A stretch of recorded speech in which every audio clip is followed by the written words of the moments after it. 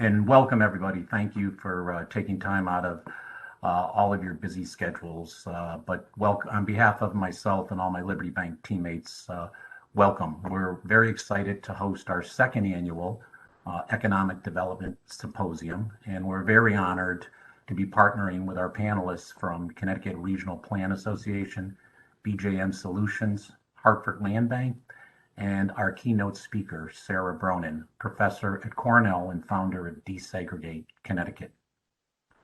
In today's event, we're going to hopefully focus on how changing zoning laws and rethinking land use guidelines can foster quality, affordable housing development. Also, how improving opportunities to grow generational wealth for disenfranchised communities, and the importance of implementing practical changes that can immediately spur development in our cities. Now, there's no question a lot of work needs to be done to achieve gains in areas such as social justice, education, affordable housing, and employment. This will lead to better economic mobility, stronger local economies, and equal opportunities for people of all backgrounds to own and invest in a home.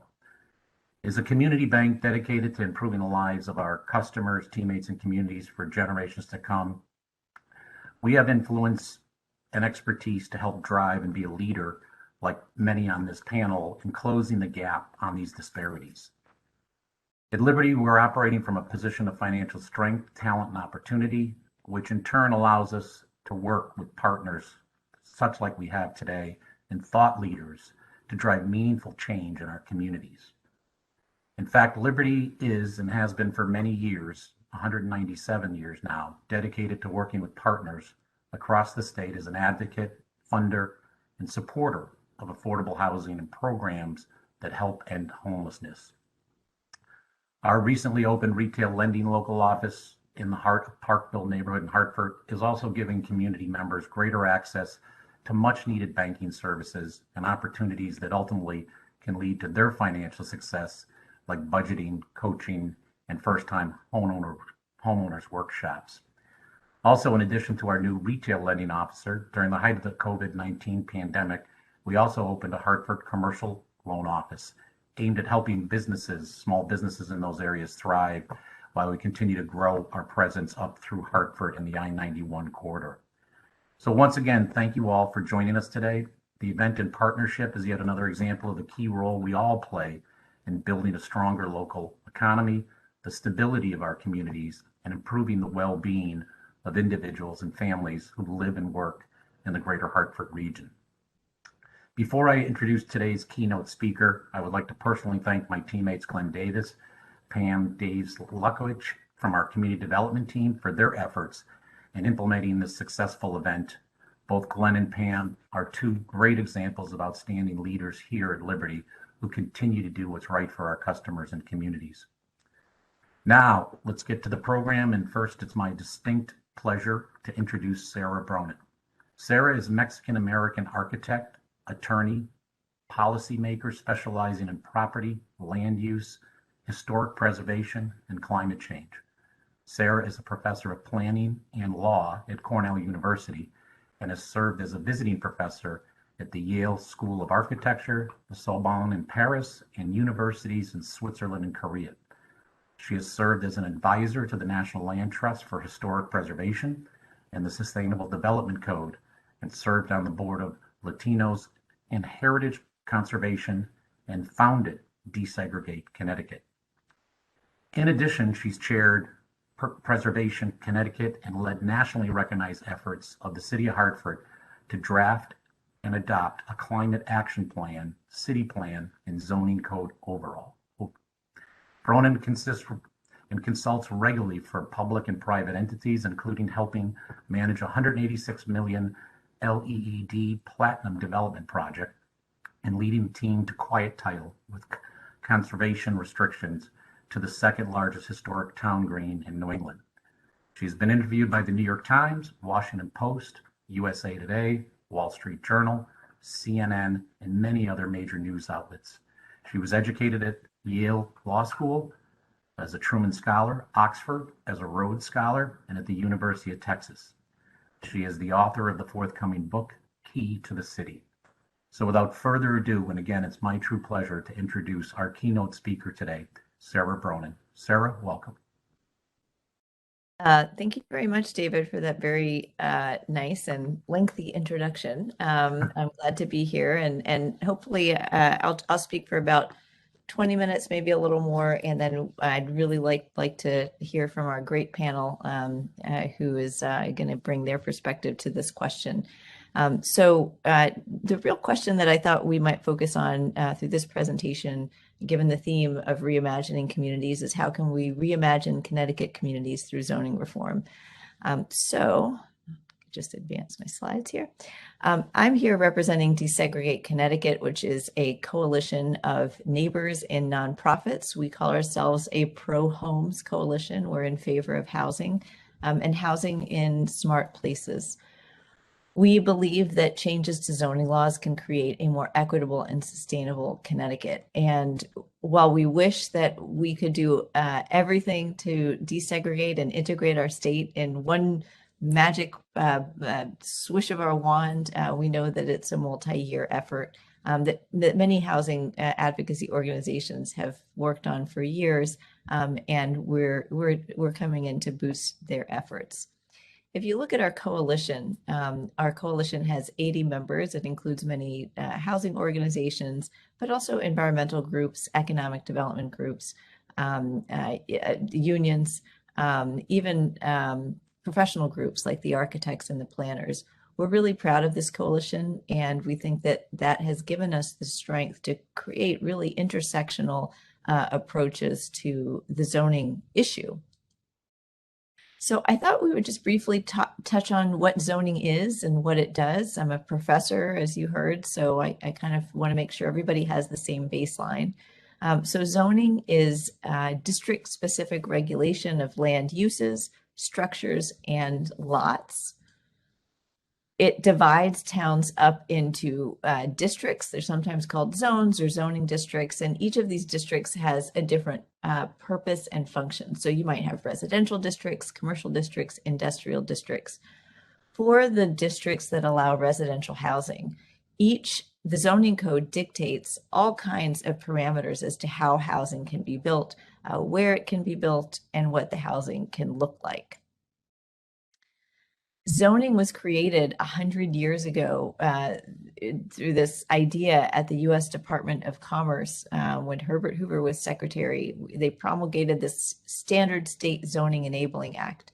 Connecticut is one of the 50 states that adopted these state standard zoning enabling acts, which enable local governments to zone. These haven't been updated in a century. And that's important to note, actually, before I get to this slide, is that we really haven't reconceived zoning and its role for 100 years. So our effort and our hope is that we help people think differently about zoning so that we don't just stick with our 100-year-old way of doing things, that we actually modernize it for the issues of today. So an example of the zoning code, just pulled out something from Stanford. The code there is 465 pages long. It's extremely difficult to understand, and we'll get to a resource that we've tried to use to make it a little easier. For this image, and actually that little purple button was supposed to pop up, so it looks like maybe my PowerPoint is not functioning as a PowerPoint today. So you'll just have to, there's a few purple buttons that may already exist on the screen when we get to them. So I apologize for that. But when we think about why we formed and why we want to revisit land use laws, we have the equity question, because zoning, the way that it dictates housing has significant impacts on equity. The way that it manages where housing can exist has really big impacts on our economy. And then finally, where we allow housing to be located has, again, significant impacts on our environment. And I'll explain why in just a moment. Part of my presentation today, or the gist of my presentation, is to help you reimagine your own communities. And so before I get to some ideas about how zoning might change, I thought we might show a little bit of the way that you can understand how zoning works in your town. So I mentioned zoning codes. That's using Stanford as an example. Some codes are short. They're just 50 pages. Some codes are hundreds and hundreds of pages. Your zoning code, the text, is just part of the zoning code. The other part is a map, and that shows you where each zone is located. So again, here, a map of Stanford. A zoning map can have dozens and dozens of districts. I think the most number of districts that we found in the state was 43. That makes it really hard for someone who's not technically familiar with zoning to understand it. But we've tried to make it easy for you. And again, here's an example of the buttons that were supposed to pop up. So starting from the left, first you select the options. Here we've chosen one family housing and these options in the left part of the zoning atlas. So if you go to desegregatect.org/atlas, you can see this box on the left. When you click on the kind of housing you want to see, the land that meets the criteria, so go to the right, shows up in purple. And you can see that this map, which shows single family housing in Connecticut, is very, very purple. That shows you that lots of Connecticut allows for single family housing. When you go to your individual town, you can click on your town and you can see, just using Wallingford as an example, this shows side by side where Wallingford allows single family housing as of right, that means without a public hearing, and on the left where it allows for family housing as of right.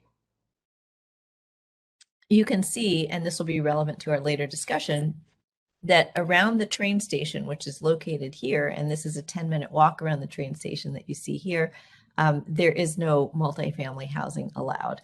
And we'll talk about why that is problematic in a moment. And not to pick on Wallingford, by the way, there's lots of towns with those same characteristics. All right, so here too, imagine the arrows popping up one by one. If you look at the guide on the left, zones that primarily allow for single family housing, you can figure that out by clicking on one family housing. You can figure out where your town and whether your town allows accessory apartments. You can figure out where your town zones for multifamily housing by clicking on 4+ family housing, including areas around trains and fast tracks. And in the zoning atlas, you can see where minimum lot sizes are required, because again, here you see minimum lot size in acres, and then you can click on the size of the lot that's actually required. So as you think about what you want to learn about your town, consider which of these do you most want to know about your town? And you can see it right away distilled in the zoning atlas without having to go through the onerous process of cross-referencing your zoning code and map. So zoning issues and opportunities, this is the last big chunk of my presentation. And I'll talk in a little bit of detail here about 4 issues that we think as Desegregate Connecticut, as a coalition, are important for you to know about. So one, I'll get back to that image that I just showed about single family housing. So the zoning atlas shows that 91% of land in the state is zoned for single family housing. And we could really say this dominates the state in terms of the type of housing that is allowed. We definitely need more diverse housing options, whether it's duplexes like you see in the bottom left here, or triple deckers, townhouses, or even small and medium, and of course, large apartment buildings. So we definitely need for both towns and the state to legalize more diverse housing options. The second thing I want to draw to your attention is that accessory apartments, also known as accessory dwelling units or ADUs, are very hard to build. So if you look at the zoning atlas, it shows that about 30 towns allow, out of 169, allow accessory apartments, like a recent state law that just passed says that they should. So if you don't know what an accessory apartment is, this is what it looks like. It's a garage apartment or an add-on to the back or an add-on to the side, sometimes even basement apartments, where a second household, a second family, or a second individual can live in your house. The state law that just passed, and it's available on our website, and I'll put a couple links in the chat when I'm done speaking, but there's a page that talks about this new state law that passed last legislative session that as of January 1st requires towns to allow these as of right and within certain parameters. And the idea is that This will allow for people who do live in those single family homes that dominate the state to add a unit of housing, maybe help seniors age in place, provide more diverse housing options within towns at really no change to the character, the physical character of the town. Here's that website, DesegregateCT.org/ADU, and just a couple of our one-pagers that you can print out and take to your local meetings as you advocate for accessory apartments. Just the third thing that we found in our work is that our transit stations have exclusionary zoning. And so what that means is that they make it very hard to build multifamily housing, affordable housing, or less expensive housing. Many of our transit towns, and you see those in purple here, meet those characteristics. So they prohibit or make it very difficult to build multifamily housing, or they only allow large lot single family zoning. And this is unfortunate because transit stations are huge opportunities for us to develop that kind of housing in places that tend to be rich with amenities. We just published an issue brief on this topic, and you can probably find, if your town has a train or a Connecticut fast track station, you can probably find your town in our brief. And you can find a brief on each transit station in the state at DesegregateCT.org/TOC for transit-oriented communities.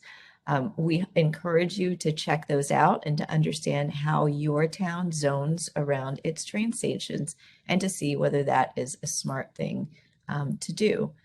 So again, looking at Meriden here, Meriden actually, there's a lot of purple here. That signifies where four-family housing is allowed as of right. Meriden does a decent job at it. This area around the train station. It's shown in our zoning atlas. This is a 10-minute walk. It's a half-mile radius around the train station. And our proposal is that towns allow multifamily housing within a 10-minute walk of those train stations. We have more specifics on our website.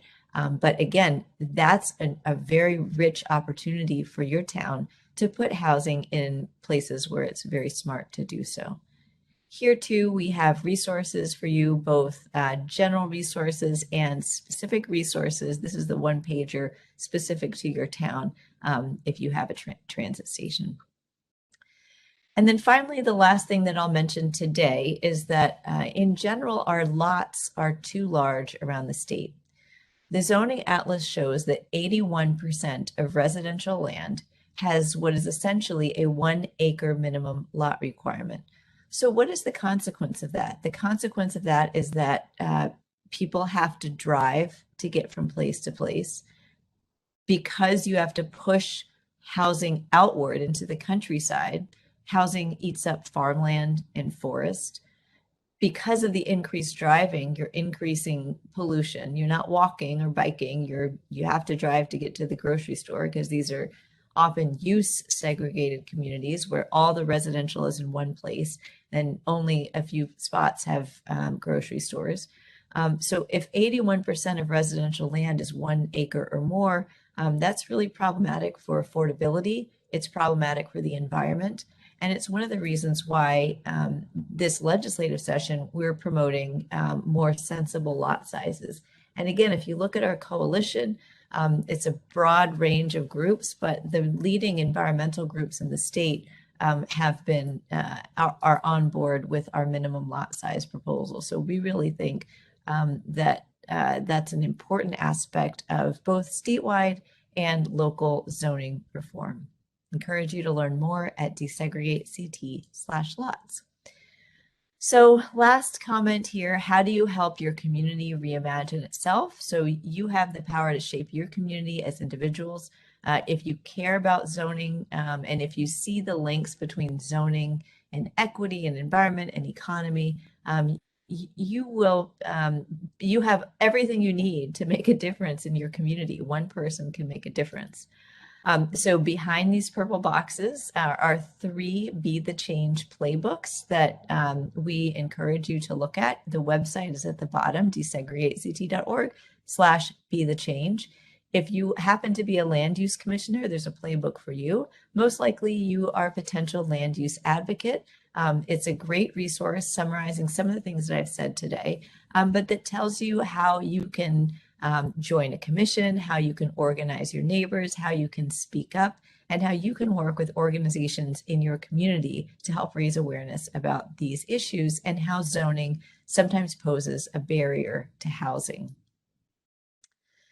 Similarly, we have seen many people over the last year write letters to the editor, write op-eds. If you're interested in that, share your voice. I think it's the perfect time to do that. There's a lot of interest in these issues, and there's a website at the bottom here with tips. And then finally, if you hear of a meeting in your town that involves housing, a large development in particular can sometimes draw a lot of opposition. We've seen many public hearings where it's only the opposition that comes out.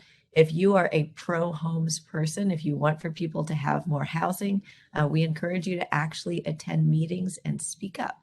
We have tips about doing that on our website as well. So finally, just wanted to invite you. We have a lot of events every year. This fall event series is wrapping up next week with one event today at noon, another event next week at noon. Today's event is on transit-oriented communities with national experts who are coming in to talk about their nature and their benefits. And then next week, we will have experts come in to talk about minimum lot size. So with that, I'll just leave our last little link here to our volunteer page and say thank you very much. And I think I'm turning it back over to David, perhaps, or maybe directly to Melissa. Thanks, everyone. Sara, thank you so much. This is you're turning it back to me, but thank you so much, Sara.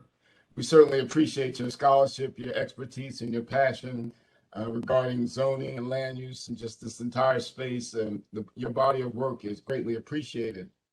Your insightful comments, I know from my perspective, provide a significant platform really that should help provide some positive engagement to really helping to change and reimagine our communities. So again, I just really thank you for your time. I know your time is a premium, and so we really appreciate you giving us this time to share some of your thoughts and insights. Without further ado, we actually have a very engaging panel discussion, and to lead us as our moderator will be Melissa Kaplan-Macey. She is a friend of Liberty Bank and particularly a friend of community development. She's participated in several of our forums. But Melissa is the Vice President for State Programs and Connecticut Director at the Regional Planning Association. She is responsible for engaging stakeholders and building support for RPA's programs to improve infrastructure, address housing affordability, and expand economic opportunity across the region. And she's responsible for leading RPA's research, planning, and advocacy activities in Connecticut. She received her bachelor's in urban studies from Brown University and a master's in planning from New York University's Wagner School of Public Service. It's my distinct pleasure always to participate and collaborate with you, Melissa. And so I'll turn it over to you to lead us into this engaging conversation with Sara and our panelists. Thank you so much, Glenn. Thanks to Liberty and to all the panelists today and the audience. I'm really excited to be there. Always enjoy these conversations hosted by Liberty. And I wanted to first, before we get into our panel discussion, just turn it back to the audience, to all of you out there, in a way, just to get a sense of who's out there. When we do these webinars, it's a little bit, we don't get to see your faces and get reactions. So we thought we would start just with a little poll that a lot of you answered while you were waiting to come into the webinar this morning. So I just want to reflect back with you on what you all said, so you kind of have a sense of your colleagues in the audience today before we kick off our discussion. So our first question was, what do you perceive as the most significant impediment to building vibrant communities? And it seemed overwhelmingly the first two options, restrictive housing policy, which Sara just started us off talking about, and just inadequate affordable housing, just lack of affordable housing, were the top two choices. The majority of folks answered to those two. The second question we had was the intersection between transportation and affordable housing, again, which Sara touched on, sort of where we can put housing. And again, folks, overwhelmingly responded, yes, of course. We all in this audience understand that there's a really important intersection between location of housing, zoning that's adequate to promote different types of housing, and our transportation system. And lastly, we just asked folks, are you engaged currently in some aspect of community and economic development? And again, overwhelmingly, yes. This audience is an engaged audience who is really involved in this issue. So now you have a little bit of a sense of who's out there and what you're all thinking. I'd like to go ahead and introduce our two panelists. In addition to Sara joining the panel discussion, I'd like you to meet Dr. Fred McKinney and Arunan Arulampalan, and I'll just give a short introduction on their biographies and let them spend a few minutes introducing themselves to all of you, and then we'll get started with the moderated discussion. The first 25 minutes or so of the moderated discussion, we'll have some questions that we've already put together on the back end, and then we encourage you to please, as we're talking, to enter your questions into the Q&A, because we really do want to hear from all of you and answer the questions that you have as you're hearing our speakers discuss this really important topic today. So without further ado, let me introduce our other two panelists. Dr. Fred McKinney, co-founder of BJM Solutions, an economic consulting firm and former Carlton Highsmith Chair for Innovation and Entrepreneurship at the Lender School of Business at Quinnipiac University. He's the director of People's United Center for Innovation and Entrepreneurship and received his bachelor's in economics from the University of California at Los Angeles and his PhD in economics from Yale University. A prolific writer, Dr. McKinney has authored 4 books and over 60 articles on minority business development and corporate supplier diversity. Arunan Arulampalan is CEO of the Hartford Land Bank. He previously served as Deputy Commissioner for the Connecticut Department of Consumer Protection and as a corporate attorney at a Hartford-based law firm. Arunan earned his BA in International Studies from Emory University and his JD from Quinnipiac University School of Law. He is Commissioner on the Hartford Redevelopment Authority and the Charter Review Commission and serves on many other boards and committees throughout the region. So welcome, Arunan and Dr. McKinney, and thank you for joining us today. I'll give you the floor, Dr. McKinney, to just say a few words about your work in this space and what you're hoping to elevate in the conversation with all of us today. Certainly. Thank you very much, Melissa, for that introduction. And I also want to thank Sara for her comments. They were very helpful, very instructive.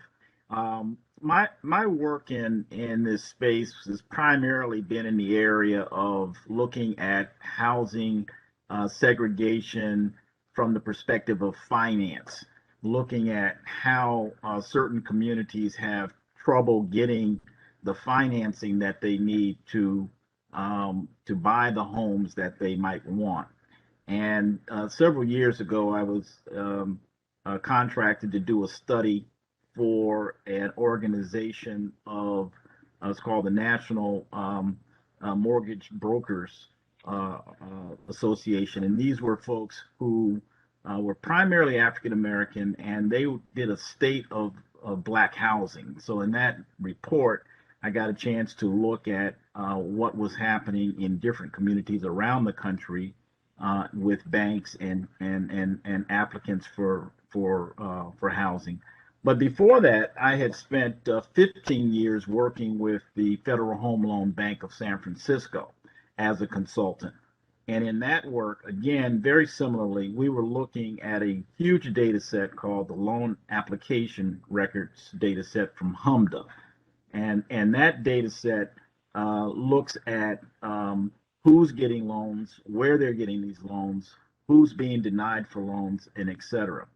And the intersection between the financing and the zoning, though, is I apologize for my dog.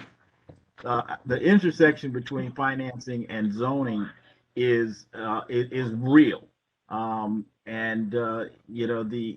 We know about the history of redlining, for instance, where that's zoning.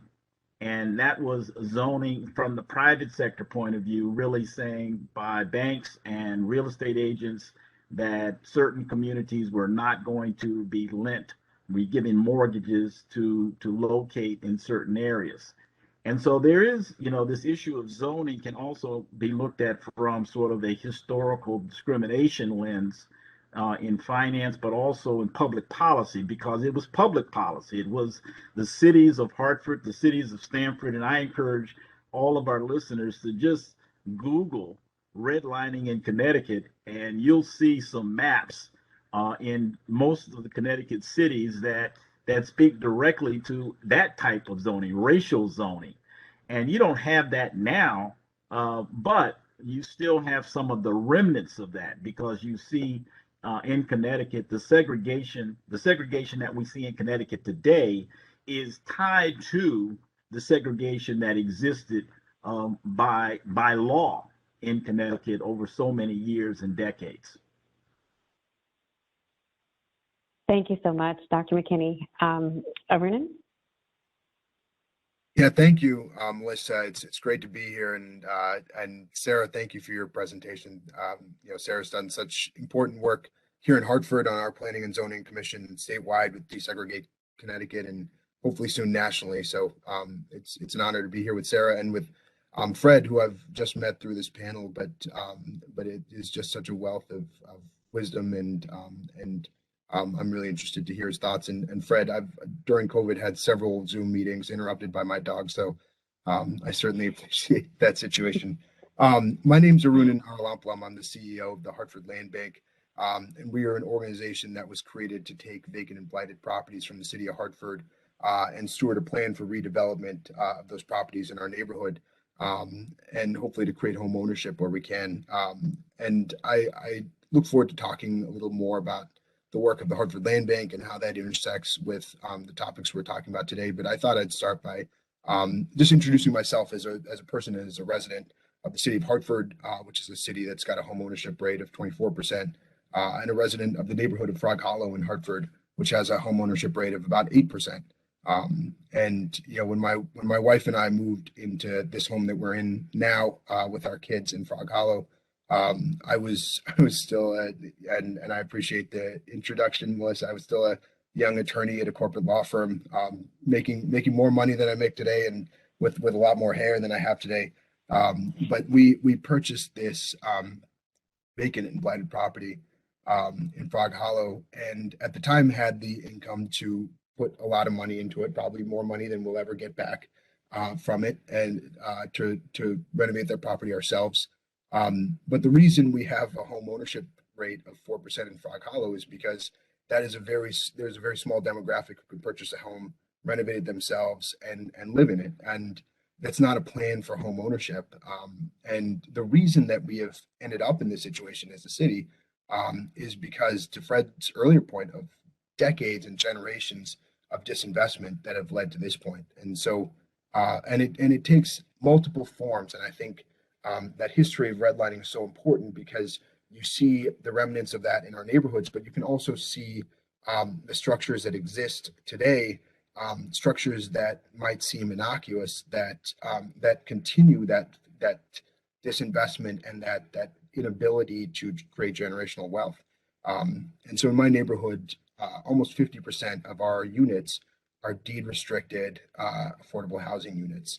And that affordable housing is a buzzword that often sounds good to people until you think about the impacts on communities like mine. And what that means functionally is that 50% of the units in our city can't be owned by the residents in the city. And there's a plan to house people, frankly, people who are not able to build a middle-class career and life in neighborhoods like mine in our city for the next 7 years, 30 years, 50 years, depending on the financial instrument you're looking at. And that really strangles communities like mine. And so at the Land Bank, we've been so focused on home ownership because there's a disincentive for housing stock in a lot of our cities. And if you take my house, for instance, if I didn't have the money to put into it and renovate it, if you just throw it on the market, you can look at it as a home ownership opportunity. But if you were to split my house into 3 units, take each of the floors and split them into a different unit, each one of those units would rent for about what I pay in my mortgage. And so without market intervention, there's an incentive for an investor, and typically in communities like Hartford and Bridgeport and New Haven, these are investors from not just out of the city, but out of state, who have very little regard for the city and the residents who live in that city.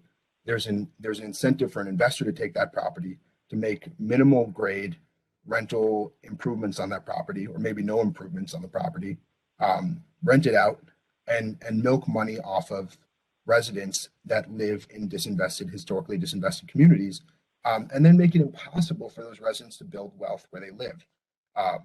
And we at the land bank view our role as stepping into intervening in that market cycle in which properties get snatched up, often taking federal or state dollars to redevelop them with long-term deed restrictions that really hamper those communities by out-of-town irresponsible landlords who then put them up for rental and milk income out of Hartford residents. And our goal is to try to, as much as possible, create pathways towards ownership in our neighborhoods, because I think the antidote to what Fred is talking about and that history of redlining, if you really want to unwind that history of redlining, you've got to create ownership. You've got to allow people to own in the communities in which they live. And right now, there are really no formal financial instruments on a state level to allow for that. And there is so little discussion around what the impediments are to actual ownership in communities that have been historically disinvested in. So I'm really excited to have this conversation with such an insightful group of panelists, and looking forward to the rest of this. Great, thank you so much. I already have a whole bunch of questions that are coming up as you're both talking, but I'll start with a couple that we had discussed ahead of time. One, this is a question both for you, Fred, and for you, Arunan, and whoever wants to jump in first. So how do we, this is a big question, but just to get ourselves warmed up and into this, how do we create a new model for wealth and ownership to address this legacy of redlining and other discriminatory practices that are in place now and really, just so intractable or seem so intractable? So what do we do? How do we start? And I guess let's go to you first, Arun, and it looks like Dr. McKinney has a little problem with his video there. There might be some connectivity issues. I'll start, and I'm not sure that I have a global solution to this, but I'll tell you one thing that we are trying at the Land Bank. We are right now in the middle of a process. We launched this Hartford Developers Cohort, in which we take a class of 20 individuals in the city of Hartford, half of them people with some construction experience, half of them people with some business experience, and pair them together to create development groups in our city. And the goal is to, instead of us as a large bloated nonprofit redeveloping the properties, to create incentives for developers who live in the city and who care about the city to redevelop the properties with some restrictions on where those properties, how those properties end up, and an intention to kind of create home ownership for residential properties. But our goal through that is to build wealth twice, to build wealth both in the process of redevelopment, which I think we don't think about how many dollars we put into housing and where those dollars go and the opportunity to create wealth with those dollars. And then on the back end, through wealth capture and creation of home ownership that can build generational wealth by allowing folks to build equity in their neighborhoods. And so we launched this the first class is going through right now. We had 20 spots and we had almost 300 applicants for those spots. There was just incredible interest among people in the city of Hartford to be a part of the redevelopment of their own communities, and to potentially build businesses and build wealth off of those communities. But I think, thinking strategically about how we capture all of these dollars, both in the redevelopment and then in the rental incomes that are leaving very poor cities. I think we drive through poor neighborhoods and assume that there aren't a lot of dollars there, but out-of-town investors have found out that there are tons of dollars in our very poor neighborhoods. And if we can capture that wealth and allow for the creation of that wealth right here at home, it has a regenerative impact. That's really exciting. I mean, it's really striking to me that there's 20 spots and there's 300 applicants, right? So right there. And I think, when I posed the question, I should have caveated with that. Obviously, there's not, there's no, silver bullet here. So what are the many things, that we need to be doing? And I guess one follow-on question while we're waiting for Fred to join us again. do you have any thoughts about, I know it sounds like it's the first cohort, but scaling that up, it sounds like if there's so much interest in this model, seems like, a really, like you really hit it on the nose in terms of something that can be done very specifically to do these very hard things. Thoughts on where this goes from the first group to, kind of a broader vision for the program? Yeah. One of the challenges we have, I very intentionally kept it small because we didn't want to throw information at people without the resources to then be able to build into that next step. And so we're committing financial resources and mentorship, but low interest financing and some pool of subsidies to allow for these development groups to be successful in the long run. And so as soon as, given the level of interest, as soon as I can get the financial commitments to be able to connect the next group of developers with, we'd like to run another cohort, because I could have picked a number of people out of that group. In fact, I was telling somebody this morning, I made personal phone calls to a whole list of people that were really, really good applicants that I couldn't select in the first cohort, because it was just so compelling. I think that there's so much potential for individuals and communities who are overlooked to be at the center point of the redevelopment of their own communities, and we hope to do that through this program. But one of the issues that I kind of alluded to in this, when I was talking about my own home, is that we've got all these beautiful old homes in the city of Hartford and in a lot of cities in Connecticut, and the cost to redevelop many of those homes exceeds what they can make as what you can sell them to for homeowners in neighborhoods like mine. And so it creates a disincentive for home ownership that's baked into the very structure of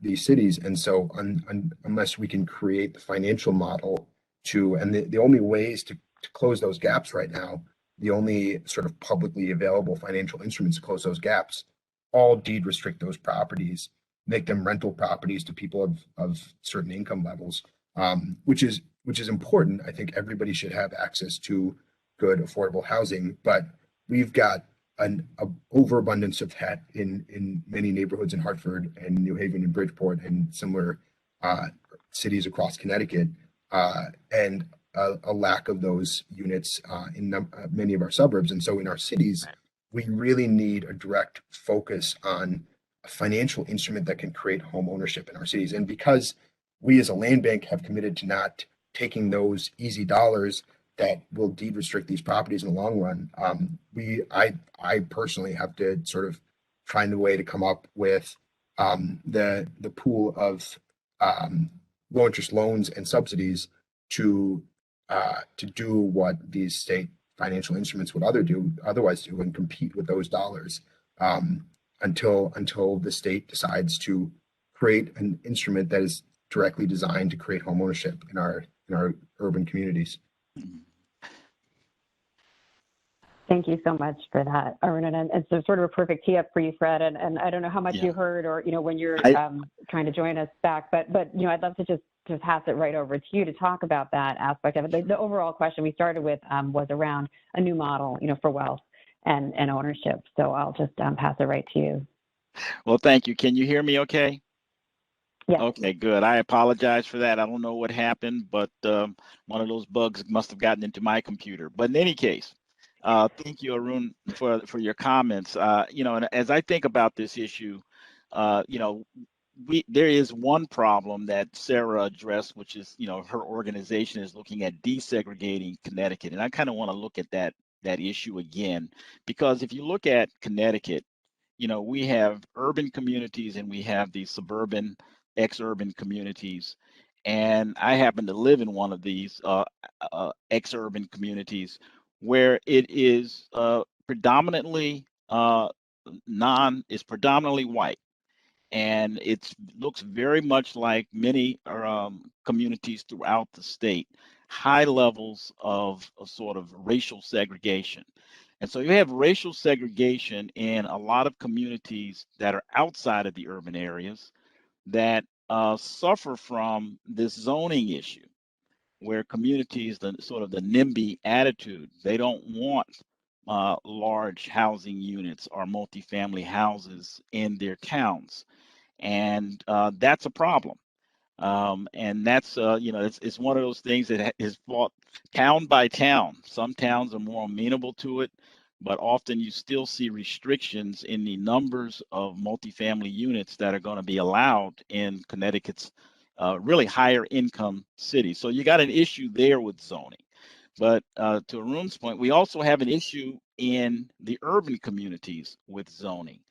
And as somebody who has lived in Connecticut for a long time, but grew up in a city, a real city like Washington, D.C., and I've also lived in Boston, you see the benefits of better zoning in some of these communities where housing is encouraged, where home ownership is encouraged, where density is encouraged, particularly near transportation centers that build that community, that make those communities attractive. And as communities become more attractive, people want to live in those communities. I mean, it's amazing what's happening in many cities across the country in terms of the value of properties because of, for lack of a better term, gentrification. People want to move back into the cities, but the cities also have to make it possible for investors and owners to be able to buy these properties so that the cities maintain some of their sort of historical flair and culture. But I think we've got really these two issues. One is in the suburbs and one is in the cities. And the types of policies that are needed are different because of the circumstances in those two different types of communities. In the urban areas, we need to promote home ownership and wealth creation through home ownership. And that involves financing, that involves zoning, that involves education, and preparation for these types of policies. But in the suburban communities in the state, we have to open up these communities so that people who want to live there but cannot afford a single family home on an acre and a half of land can live in those communities. And that means that you're going to have to increase density in some of those suburban communities to achieve the goal of desegregation in Connecticut. No, thank you so much for clarifying, for really being specific on that point. I think, Fred, because we have this urban suburban conversation, and there's so much that we need to do, and there are really specific things we need to do in both places and have this conversation in a holistic way so that, folks across the state, I think, can see how that all fits together, that's, they're both part of achieving the same whole. So I really, appreciate you kind of making that point specifically. And you said something interesting about, and I'm sorry, I have a whole bunch of notes because there's so much that everybody's saying that I think is so interesting, and I want to think about how we formulate, these responses. But, in terms of the home ownership and wealth creation in the urban areas and, the financing, the zoning and education, and you also said preparation for these types of policies. And I was wondering if you could elaborate a little bit on that point, because I think that's really important point is sort of how we get to a place, and Sara alluded to this, and I'm going to come back to you in a minute, Sara, just on the education piece and other pieces to actually advance these policies. So could you just talk a little bit more about that piece? Sure. Let me focus on home ownership and the connection between home ownership and education. And I'm going to leave the zoning policy to the experts, Sara and Arunan, on this call. But let me talk about education, and it's really economic education and preparation that I'm talking about. Home ownership is different, fundamentally different from renting, from living at home with somebody else, and it does require that people really be prepared to be homeowners, be prepared to understand how to get a mortgage, and so it's frightening for many people who have not been homeowners and don't have loans from financial institutions to walk into a bank and say, I have a property in mind and I'd like to get a loan. and we know that that's a difficult process. And so we do need to educate the community about home ownership, its benefits, but also the responsibilities of home ownership. And the benefits really speak to sort of wealth creation. And so, you know, what we know is that many renters in many communities across the state are paying more in rent than they would in a mortgage for some properties. And so what they're doing is they're making somebody else wealthy. And so they need to really capture that wealth, and that's an educational function. I'm a big believer that, you know, we should be teaching home ownership in elementary schools. We should be teaching it to our children. We should, and part of that is understanding money and finance. And so I think that's really the connection that I would make that needs to happen. And it's a public responsibility to educate our community about home ownership. But I'll leave the zoning policy recommendations to Sara. Well, and that's a great segue. You know, I had a specific question for you also, Sara, so on that point. And also, if you could talk to us about, you know, give us a really good overview of the landscape of the coalition and the priorities, but just in terms of, you know, how you achieved the legislative success that you did in the last session. You know, this is obviously zoning reform is something that's been talked about in the state, across the country for a very long time. And, you know, and Desegregate Connecticut Coalition came together, you know, in very recent memory, and was really able to pull off, I think, what a lot of people were skeptical would be able to be achieved. So I think if you could talk to us a little bit about how you did it, I think that would be really, really interesting for the audience. And we could kind of pull some of those other threads in there together, but it's how do you do this? This is such big work. Yeah, I would say, you know, we haven't done the whole thing yet, right? That's a multi-year effort. So we've just started the process, and we were lucky to pass legislation this year. But as Fred was just saying, you know, there's a lot of resistance in Connecticut to change, just generally. We're the land of steady habits.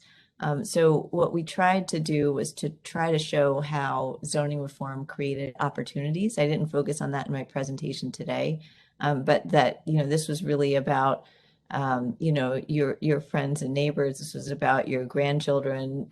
You know, this is about new families who Connecticut desperately needs to come into the state and live here. And it's about economic opportunity and really a chance to change our farmland and forest eating habits and protect the Connecticut that we love. We love that there's so much agricultural land. We love that there's so much forest land. And the biggest threat to that is sprawling residential development.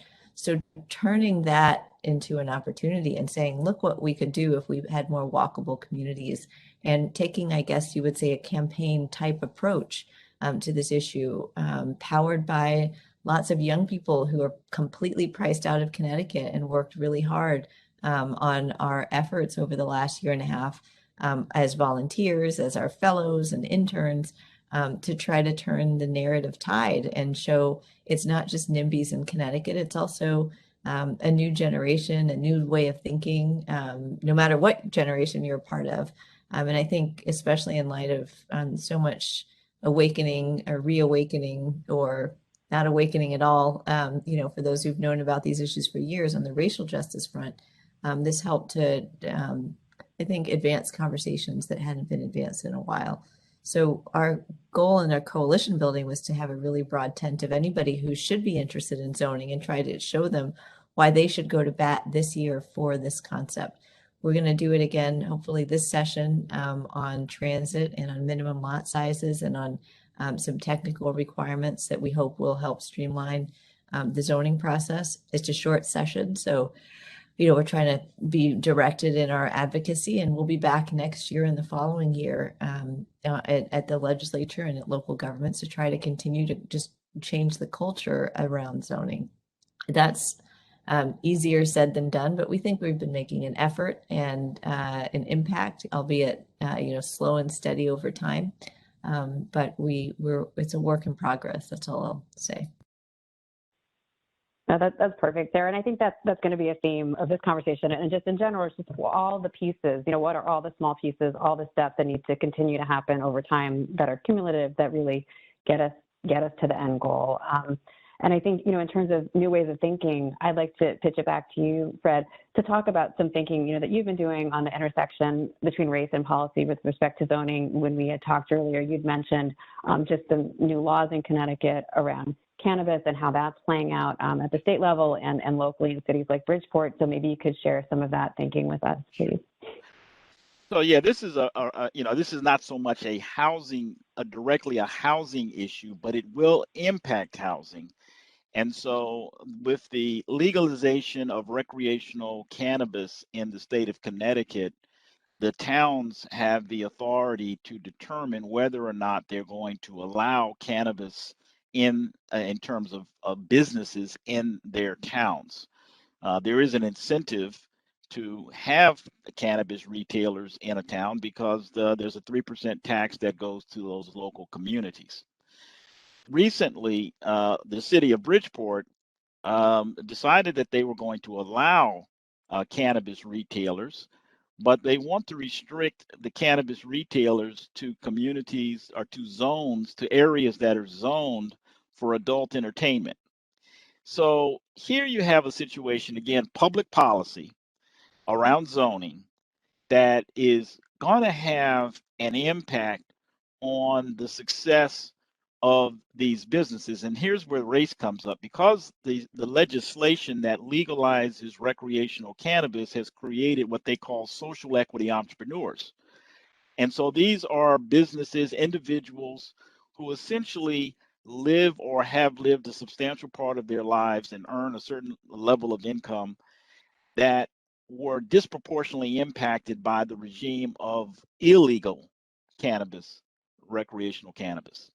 And so those zones, those areas where people are from, those individuals are the ones that are going to be eligible for to open these businesses. But if we restrict those businesses to certain areas, then we are creating a situation where those businesses in Bridgeport may not be competitive with similar businesses in Westport or Milford. And it also speaks to, here's where the housing comes in. It's going to impact the housing market if you have a concentration of these businesses in a certain area. And I wonder what the motivation is here, because it doesn't seem to make sense.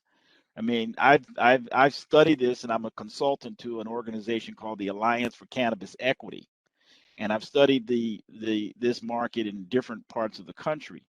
And if you go to Los Angeles, you can find cannabis retailers on some of the best retail streets in Los Angeles.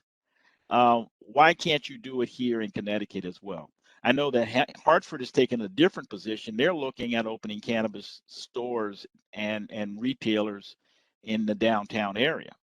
So, it's a decision. It's a political decision. And this is where zoning becomes very important. And people, to Sarah's point, need to get involved, because the how your city is organized is a decision.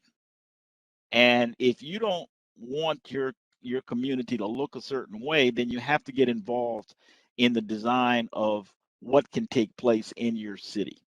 And so I think this whole cannabis discussion in Bridgeport is an example of the power of zoning to impact communities.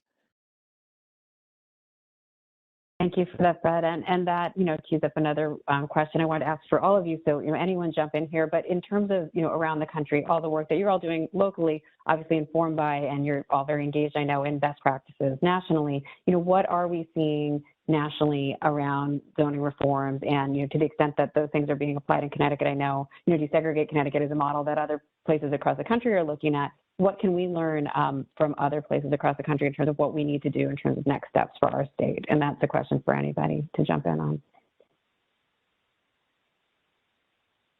But I'll look at Sara to maybe kick us off. Steps in terms of zoning reform? Yes. I think I think we need to continue to make sure that people understand the reasons for it and to make it popular. So last session we did one rally But we think, there's going to be more appetite to do that, more of that this year, and really get people out and talking about, and we participated in other rallies too, to kind of get back to that grassroots, really campaign style organizing to try to show people, hey, this is popular in your town. We're also doing some walk audits to get people in communities around a few train stations in this state to go walking around their train station and to see, wow, this is kind of strange. We have a giant parking lot here, or we have a one-story strip mall across from the train station. That's not really using the train station for all that it can be used for, when we as taxpayers have paid money to put it there, and yet around there's nothing that's really kind of justifying that station other than parking. So we can do a lot better. And I think, again, the idea is really just to get people energized and excited about the concept. And I hope participants on this call are excited and are checking out some of the things that they can do through our Be the Change playbooks and so on. And I realize I forgot to put them in the chat, so let me do that right now. Great, thank you, Sarah. And I don't know if there's any other comments sort of on things that you're all seeing nationally, Fred and Arunan, that we might want to think about applying. I think we might, we can also, it's sort of this kind of two-pronged conversation today. It's the zoning reform, it's the financial tools. Arunan, maybe I can ask you a more specific question on that point around funding, and how do you find funds for low-interest construction loans to create these opportunities for small-scale local developers and homeownership? Maybe we can also go back to the question on what the state's role ought to be. You did also mention, that we needed more state financial incentives at the state level or instruments. So maybe the financing piece, if we could circle back to that. Sure. Yeah, and thank you for that opportunity. One thing, so just speaking to kind of the national model, is we think that this idea of taking local residents, putting them in a developer training program, and then pairing them with the financial incentives, the financing, the subsidies, and the mentorship coming out of that program is the first of its kind in the nation. And our hope is that in many ways Hartford might be a national model for investing in communities through development going down the road. But yeah, you're absolutely right. I mean, we really struggle with trying to find a responsible financial instrument to invest in home ownership as an institution in our neighborhoods. And I think a lot of nonprofits who work in housing and housing development struggle with that.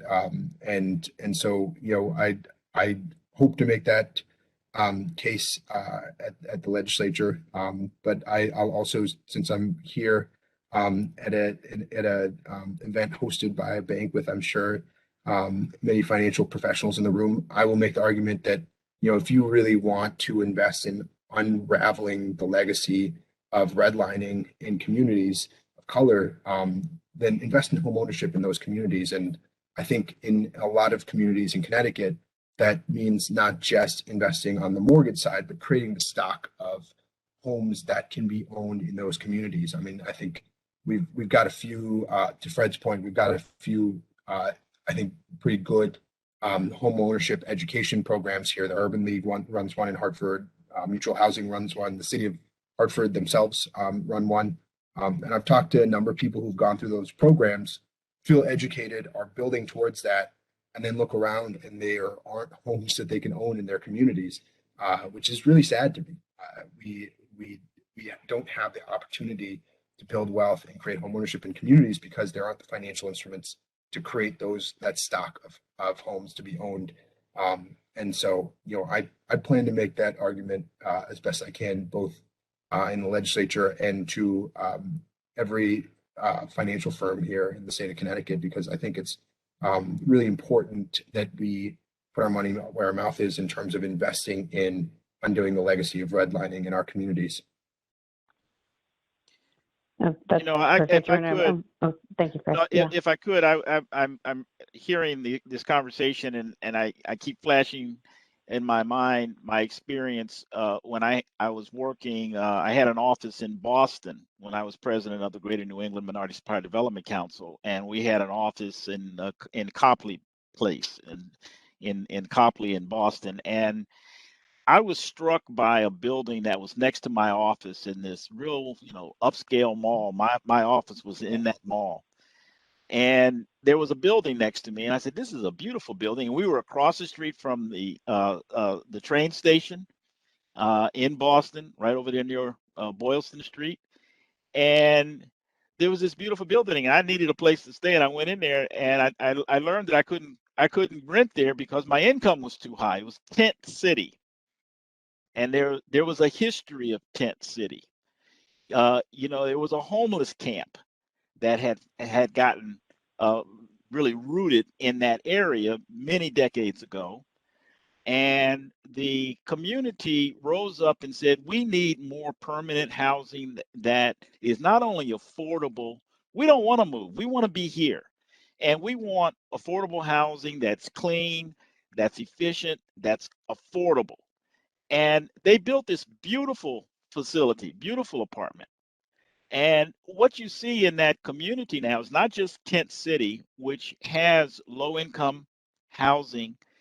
It is low-income housing, but you have around Tent City affordable ownership housing that you can buy, and it's a vibrant, it's an integrated community. So people have, I think, somewhat of a fear of what we're talking about, an integrated community that includes homeowners that look like all of Connecticut, that includes renters that look like all of Connecticut, that have the amenities of train stations and transportation and shopping and retail. I mean, that's the vision. That is a very positive vision that supports economic growth and development. And again, it was mentioned earlier about Connecticut being the land of steady habits. I think we have to step back and envision a different Connecticut that includes this. And to me, it's the way that we should be headed. Absolutely, and I think that really speaks, to what Sara was saying earlier too, about this being, not just a smart thing to do, but a popular thing to do. That there is, a recognition, and there is a constituency. There's a lot of people, who see that, a lot of people who don't. So, getting the voices, though, elevated of folks, who really are already there, and then the education and the other work that needs to be done to bring along sort of a broader constituency. But absolutely agree with all of that. And so I think now there's a lot of questions, good questions coming in from the audience. So I'm going to turn to some of those, and I'll put those out, and whoever kind of wants to jump in on those, please do so. So I'll go to this question. I think anybody could probably take it. Is on single-family zoning versus multifamily zoning. Is that an oversimplification? In my town, there are many apartment complexes, but the rents are anything but affordable. So how do we, create this, inclusive Connecticut that has different types of housing, affordable at different levels, but how do we kind of break down that oversimplification of there's single family and multifamily? Yeah, so I can probably address that one. I think that one way to do that is to look at the zoning atlas for your town. I'd be interested to know where the town is from, where the participant is from, but because you're right that sometimes the town will allow for multiple layers of housing within certain areas, but oftentimes they'll make it somewhat onerous to develop the multifamily housing. So the story is not just, do they allow it or not, but is there a public hearing? Are there height restrictions?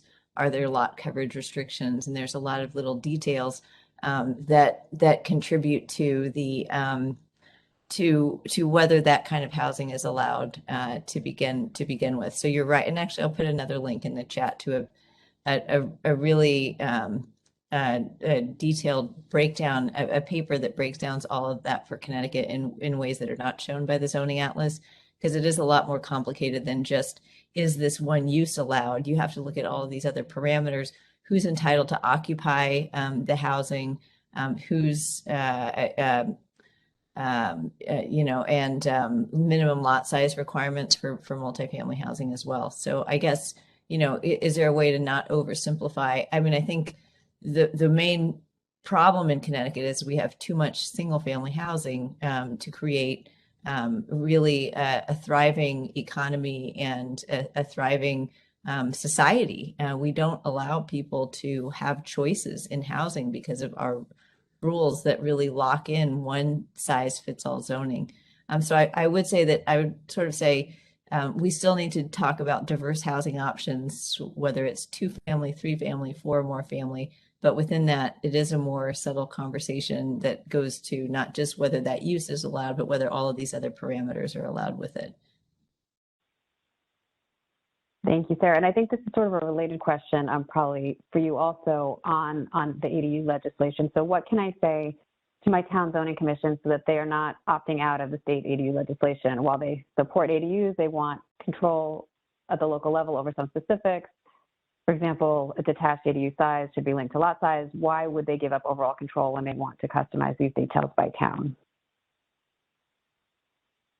So one of the big reasons to not opt out of the ADU law is that by having standard rules across jurisdictions, more people will be likely to create accessory apartments, and you'll create a market for developers, small-time developers, to have little kits or little packages where they can approach homeowners and say, you know, this is an ADU. It's permitted in Ridgefield as well as Reading as well as Wilton. Here's what we can do with your home, and they can sort of help to convert a housing into a housing with accessory apartments, which are not which are not subject to each individual town's rules. So one reason to have this statewide law is to help to create some uniformity so that we can create a market for actually building these, which we know are not being built now. So we're hoping that we are seeing some towns opt into the law, which is really exciting. And of course, some towns are opting out, but opting out is really short-sighted, because what they're really doing is they're robbing their own homeowners of the chance to create wealth in their homes. Because if you can rent out an ADU, or if you can put your kid there instead of renting an apartment elsewhere, you're actually allowing for so if you could do that, then you're able to save money as the homeowner. So what they're essentially doing is they're hurting their own homeowners. So we've been working with a lot of homeowners who've wanted to create ADUs. There's a great video on two videos actually on our ADU website that I think was put in the chat by the website webinar administrator. If you look at those videos, it's real stories of people who have used these to help their families create housing and also to create income where they can age in place. So they're really an important tool. We have also a team of people who are helping to organize people in towns. So if you are seeing some chatter in your town and you need some help, we can produce one-pagers for you. We can shoot an email to people on our mailing list to get other people there and connect you with them. That's what we've been doing all winter. What season are we now? All fall, and we'll definitely continue to do that in the coming months as towns consider this idea. But you're right; it's not a good idea for a lot of reasons. Yeah, no, and I would add too, I mean, the other point going back to the financial instruments as well, just in terms of there being tools in the private sector and the banks to be able to start to think about, some things that they could be offering to help enable homeowners to actually finance, that's also another area where having some uniformity across the state makes it easier for those things to start to happen. Because, as you said, Sarah, when it's not consistent, it's impossible really to create any sort of frameworks that enable these things to actually be created. So I think it's really important to get that message out. So thank you for getting into sort of the details on that. Arun, a question for you specifically. First of all, thank you for sharing your work from one of the audience members. The person says, I'm curious if the land bank has specific geographic focus areas in Hartford, and or if you're focusing across the city, and why? Yeah, that's a good question. Our focus is somewhat based on, we've got really wonderful partners at City Hall. The mayor has been incredibly supportive of our work, and we work closely with our blight director, our director of blight remediation at the city, and they're going through a process of identifying the properties that are creating the biggest issues in our city, and in our neighborhoods. And we've done the land bank along with our blight directors, started doing walks around neighborhoods to talk to residents about their streets and the properties that they're particularly concerned about. And we are really intentionally working to go after the properties that are most problematic. And so that tends to focus on specific neighborhoods. We don't have an explicit geographic focus aside from the fact that we, by our bylaws and I think by the core of our mission, exclusively deal with properties within the city of Hartford. But we are sort of led by where communities feel like the biggest areas of need are. Thank you for the question. No, thank you. But another, this is one that gets into property taxes, which we haven't really, addressed yet in the conversation. So I think this is a good one to raise. Person says, I recently read an article which indicated that approximately 14% of lost tax receipts are tied to state property, and approximately 23% involve land and buildings owned by colleges and hospitals. With such a significant loss of potential property tax revenues associated with tax exemptions, state and nonprofit orgs, how can these institutions prudently compensate for this gap? And maybe that's one that you could start us with, Fred. It's a great question. I have a very strong opinion about property taxes and who should pay them and why. And many of those quote nonprofit organizations that are exempt from property taxes, many of them, many of the universities I know, they contribute to the cities and towns where they're located, but it's sort of a deal between those institutions and the town to come up with that amount, as opposed to a tax rate like other taxpayers. But I do think that Connecticut suffers from not having a broad enough property tax base, and it has impacts on particularly the urban communities that, as a result of having so many large non-taxed institutions, have higher tax rates on those who can be taxed. And so I would be in favor, and I know this is heresy, this might get me kicked out of the state, but I would be in favor of taxing nonprofits on their property.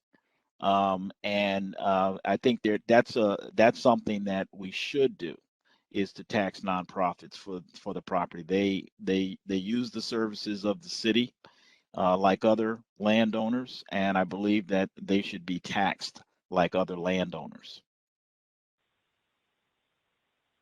Thank you. I don't know if anybody else wants to weigh in on the property tax issue. They don't want to get kicked out of the state like me.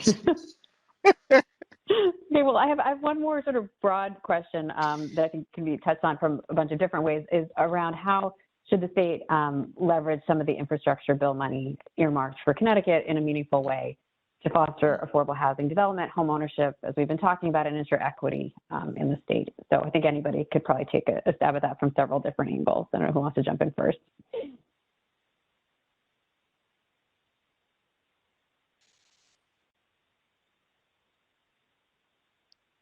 Go ahead, Sara.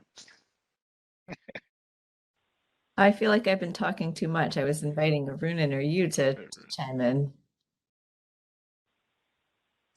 I don't want to sound like a broken record, but I think, investing in creating a stock of home ownership and allowing people to generate wealth in their communities is, a lot of our infrastructure money is going to be a one-time spend, and there are a lot of dollars coming into our state that will not come in again. And I think that when you invest in housing, it creates an opportunity for generational wealth in a family. That reverses a cycle that has set in over several generations. And I think this is a historic opportunity to be able to invest in that and redress some of the wrongs, but also create a new cycle of investment in our urban areas and in Black and Brown communities that have been neglected for far too long in this country. Yeah, and I think, and I'll add on top of that, I think, oh, sorry, go ahead, Fred. I was going to add, a lot of the infrastructure investment is going to also involve transportation. We talked about train stations earlier, And here's again the intersection between transportation and housing. And I personally would like to see these transportation hubs developed in ways that promote density in urban communities. And you're seeing some of this in some cities in the state. I think New Haven comes to mind. When I look at what's going on in New Haven, there's a lot of residential construction that's taking place between the Union Station in New Haven and the Yale New Haven Health System. And so that whole community has been transformed by these investments in rental housing, but also home ownership. And it's changing the character of the town.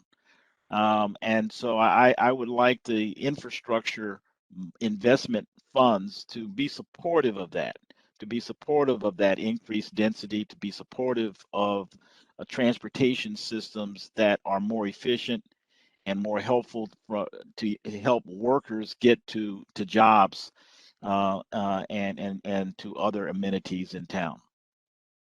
So I'll agree. I was going to say I'll agree with Arun and on his approach to home ownership. Of course, also being a resident of Hartford, that's very important to ensure that our residents have a pathway to that, and that's multifaceted. From our perspective, our coalition's perspective, I couldn't agree more too with Fred. Our big issue this year is to rezone the areas around those train stations, as I mentioned, for more housing. And once you have, our proposal is 15 homes per acre, which is very doable, and is actually the same standard that Massachusetts uses. And we're really hoping that the legislature this year says, all right, we're fine matching Massachusetts. Let's go for it. Let's pull off the Band-Aid and see what happens. Because if you look at that transit-oriented communities report that I mentioned a little bit earlier, that really shows the inequitable and very exclusionary zoning around the transit stations that is a low-hanging fruit for us to immediately create lots of economic development, lots of housing, better communities, more walkable places, and places that don't continue to harm the environment. And that's our approach as Desegregate Connecticut, is really that intersectional approach, where of course it's about housing and building more housing, but we have to do it in the right places. We can't just keep, doing the same old thing where we're sprawling outward further and further. We have plenty of that kind of housing. We have to do something meaningful to add a different kind of housing. And Fred, to me, what you said hits the sweet spot. That's where we should focus our efforts this year, and I'm hopeful that it'll get through. Thank you, Alda. I think that's the perfect, way to wrap up this part of the program. We're going to turn it back to Glenn Davis to close us out. But just thank you so much to all the panelists, and absolutely that intersection. That was one of the first questions we asked the audience, between transportation and housing, and getting the legislature and residents across the state to really make that connection and connect the excitement around the infrastructure bill and the opportunity to spend those funds in ways that really support our communities. So thank you all, and back to you, Glenn. Thank you so much, Melissa, and to all of our panelists. Sara, thank you so much for your insightful words, and for Arunan and Fred, thank you again for engaging, I believe, our audience. And to all of the participants, I really want to thank you for joining this morning's presentation. And I say this, I really would be remiss if I don't acknowledge the wonderful board at Liberty Bank and our executive leadership team, how they really are so thoughtful around this discussion and really taking to heart the meaning of being a community bank. And so we believe in putting our money where our mouth is. So Arun, I'm sure I'll be getting a call from you later on, since you talked about a financial institution. But this has really been just a great conversation. Thank you so much for your intellect, your scholarship. Really wanted to say, Fred, going to your point as well, that Liberty Bank has a suite of products called our Good Neighbor products. And in that, it's a portfolio product. But what that product does, it provides 97% financing, lender paid MI, below market rate financing. But what that product does, it also expands and provides closing cost assistance, and it provides a line of credit for doing the types of renovations, Arunan, that you talked about. Taking a step further, it also has a good neighbor investment component to it. So for those investors that are coming in, you know, for an individual who wants to buy a 3-family and live in it, but yet they don't have the resources to actually invest in upgrading it. And so that good neighbor suite of products, I mean, we're really endeavoring to put our money where our mouth is and really live this whole idea around community and being a community bank. And we also, you know, Fred, to your point around education, our community development team, we do financial education with various partners in the community, not just the education, but we do first-time home buyers training, financial literacy and education, and then coming in the next year, we should have an online platform that will allow individuals, customers and non-customers, to find a self-directed financial education vehicle that will help do the very things that you talked about. And so I'm really pleased to have all of you. Melissa, thank you so much for leading such a tremendous effort this morning. Again, I want to salute the community development team, Pam Days-Lukatich and Rosa Carrero, for the work that goes into this. And again, I'm so grateful for my leadership, Minnie Saleh, who's the executive vice president, senior executive vice president of retail banking, and David Glidden, our president, our board, the entire executive leadership team. And in closing, I just want to I was thinking about this as our conversation, because Sara, as you were saying, I really want people to, if they're not engaged, to be able to go to Desegregate Connecticut, and you provide a tremendous amount of resources to help those who are not engaged to become engaged, and those who are doing some things to really have resources to better arm themselves in their conversation and improve the narrative. So thank you to you and Desegregate Connecticut. But it is a comprehensive effort. It's not something that one person can do alone. It's not just the financing end, but it's policy, it's financing, and it crosses many segments. But I thought about this quote. A 19th century British economist by the name of Richard Henry Tawney, in his book called Equality, makes this quote. He says, "To criticize equality and to desire equality is not, as sometimes suggested, to cherish the romantic illusion that men are created equal in character and intelligence. It is, however, to hold that while the natural endowments differ profoundly, it is the mark of a civilized society to aim at eliminating such inequalities as have their sources not in individual differences, but in its organization." And so the whole idea around what Richard Tawney was espousing is that really, if we're going to say that we're a civilized society, then we always have to take a look at making sure that everyone is equal in terms of advancing through society.